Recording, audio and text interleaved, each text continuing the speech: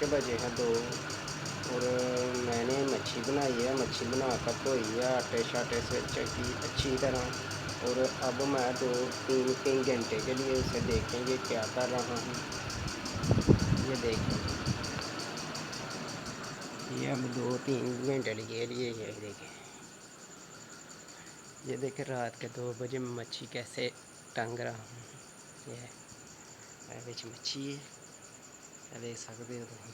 ठीक है, कुछ है पई है तो यह मैं धो के इस तरह धोन दिया धो के सुट छड़ी।